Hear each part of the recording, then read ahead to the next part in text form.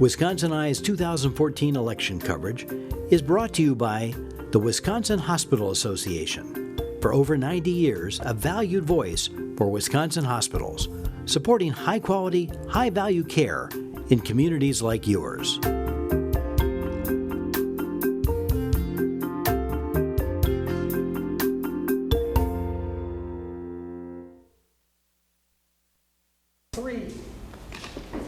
Wisconsin Eye is at the Park Falls Library. We're interviewing candidates in 2014 elections. We're interviewing Mr. Michael Bub of Medford.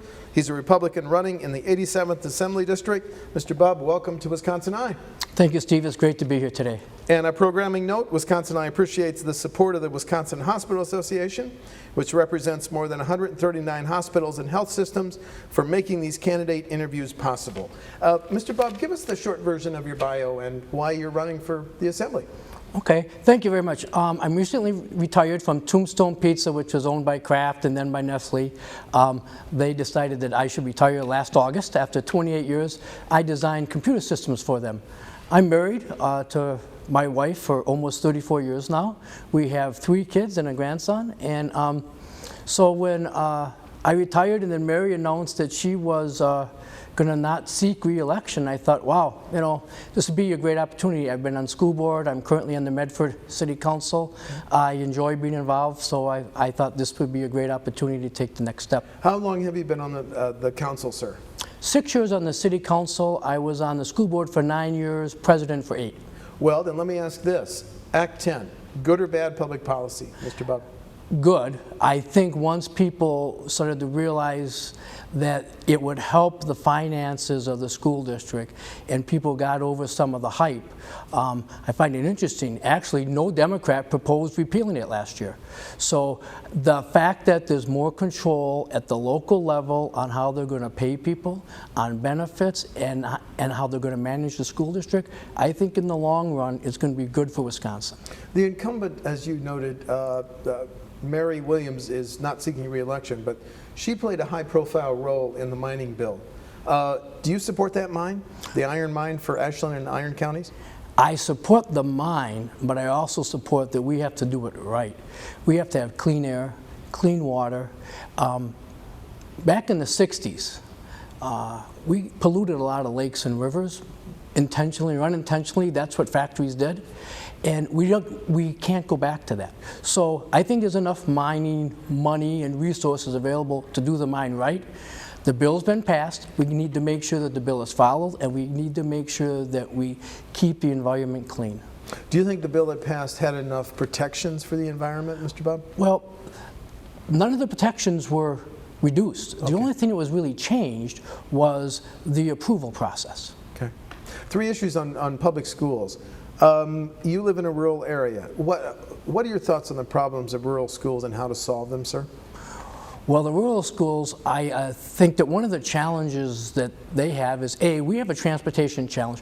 We're a very large district in Medford, so getting kids to and from school, getting kids involved in activities because they have to go home, that's a challenge. But one of the challenges is getting kids to understand the opportunities that are out there. So we have to get them to understand the tech schools that are available, colleges that are available. You know, too often, I think kids, because of their environment, they don't realize what's out there.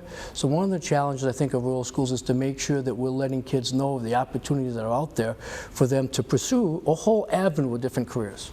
And how do you feel about the issue of choice, school choice and voucher schools? Well, choice, I think, is good.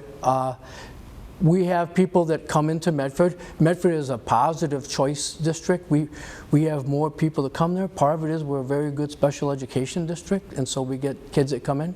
The voucher program, you know, I tell people, you know, if people want to pick the best school, it's incumbent on the school districts to be the best, so that parents want to pick your school district. and then you don't have to worry about people leaving, you know. So I think we have to make sure kids are getting the best education possible. And right now, in some of our urban areas, in Milwaukee, Racine, and Kenosha, I don't know that that's happening in all the public schools. So I support the voucher program, but we got to make sure that those schools are still held the standards that the quality schools. And as a former school member, when you're asked about Common Core standards, what's your answer about that? Well, Common Core standards is we need standards, okay?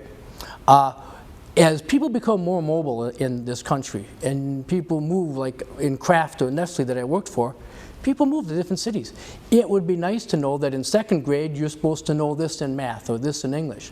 Is what I get concerned about Common Core when they start telling people this is how you're going to teach it. We have some great teachers in Medford that maybe do things a little different, but for some reason they reach kids. I don't want to take away that local control. So we need standards that say you need to accomplish this in first grade, second grade, and third grade, but let's make sure we have enough local control that people can teach the way that's effective for their school district and their community. I just want to be clear. You're not saying Wisconsin should join states like Louisiana and 2 others and withdraw from Common Core, are you? I'm just trying to clarify your position. I'm saying that in math and English, I think we should adopt the standards, but not the how-to part of it. Okay. The science and history part haven't been completed. So I don't understand how school districts can say we endorse it when it's not done. It's not a finished package. You know, because how do you know what you just agreed to? So math and reading, I'm okay with the standards, but not with the required style of teaching. I understand. A question on health care. The federal government told all states, if you expand your MA benefits, we'll pay for it the first few years. Governor Walker, leaders of the Senate and the Assembly said, thanks, federal government, no thanks. Was that the right decision? Yes, I think it is, because if you look at what's happened in the state of Wisconsin, the last 5 years, the Medicaid costs have gone up 50%, okay? The state's carrying a big load of that. The problem, if the federal government would say, okay, we want you to do this, and we're going to guarantee this funding, well, then you can buy in. But it's sort of like a bait and switch. Buy in, and then 2 years later, who's paying for it? A lot of that happened, the same thing happened when they put police officers in school districts and in towns, and then 2 years later, the government stopped paying for it, and now people are struggling, well, how is this funded? Okay. Your former employer, Tombstone, needs good roads to get its product to different, around the nation, yet there's a $650 million projected deficit in the State Department of Transportation budget. Do we delay some of these highway projects that are scheduled? Do we raise taxes? How do we fill that hole? 2 ways. One is, I think we need to take a step back and look at some of the projects that we're doing. In Medford, they put 2 roundabouts in, which is fine. But they put 2 pedestrian crossing, and they have these shelters and benches. They look like bus stops. We don't have a bus stop. That's $80,000 of taxpayer money. You go down to Dane County, there's the county seal on every bridge that goes over the freeway. That costs tens of thousands of dollars. Let's see what waste we can cut out of the budget, figure if we can close the gap a little bit, and then determine, okay, can we delay some projects? If not, let's find some alternative funding to try and close the gap. But first, I think we have to look at some of the maybe optional spending that's going on and cut that out. If we have to look at alternative funding, would you consider raising either the gas tax or what you and I pay to register our vehicles? I would prefer that we looked at the registration opposed to the gas tax. I think the gas tax really hurts low-income people trying to get to work and support their family. Okay. It's so timely I'm asking this of all candidates. What was your reaction to Judge Crabb's ruling on same-sex marriage, Mr. Bub? Well, I was very disappointed because I don't understand how this wasn't a law in Wisconsin. This is part of our Constitution. The United States Supreme Court ruled that this is a state's issue. This is part of our Constitution. How can she rule that it's against that it violates our Constitution when it's part of the Constitution? 60-some% of the people in the state voted for it. Hey, if things have changed, let's have somebody propose a modification to the Constitution. Let's have the citizens of the state have a voice in the matter. But having one person change a constitutional amendment, I just don't agree with that. Do you have a personal position on the issue? Yeah, I think marriage is a man and a woman. Okay. I believe that people that are the same sex and have a long-term relationship, that because of the Wisconsin registry system, that they have the same ability for health care, taxes, death benefits, and that's already in place. But for marriage, right now, my belief is man and a woman. Two candidates for Attorney General say first offense drunken driving should be a crime and not a traffic citation. Your position on that? I would disagree with them. I think it has to be a traffic citation. I think we've done good with education, that we've reduced drunk driving, and I think we need to continue to do that. But for people who make, in the job I was in with Tombstone and Nestle and Kraft, if you got a drunk driving violation, that could cost you your job. If you have a criminal record, there's other consequences there. Now, I don't support drunk driving at all, but sometimes if somebody has a couple glasses of wine and they make a mistake, I don't know that we want to give them a criminal record. Okay. Proposals in Washington and Madison to raise the minimum wage, your position on that? Well, I think most of the minimum wage people are entry-level jobs or part-time jobs. You know, I would like to see us create better jobs for people. I'd like to see us create better opportunities for our people. Giving somebody $1 more in minimum wage really isn't going to change their economic status in life. We have to create better jobs, better opportunities that they can get and that they can support their families with. Okay. We've talked about a lot of issues. Is there any other issue that's important in your campaign that I haven't asked about, sir? Well, the one that I think is really important is North Central Wisconsin. We're slower than other parts of the state in getting out of the recovery. You know, we have a lot of small businesses, 30 people, 40 people. Is what I'd like to do is see that if I get down to Madison, is to see how we can help jumpstart some of these smaller businesses. To a community up here, 30, 40 jobs is a big deal.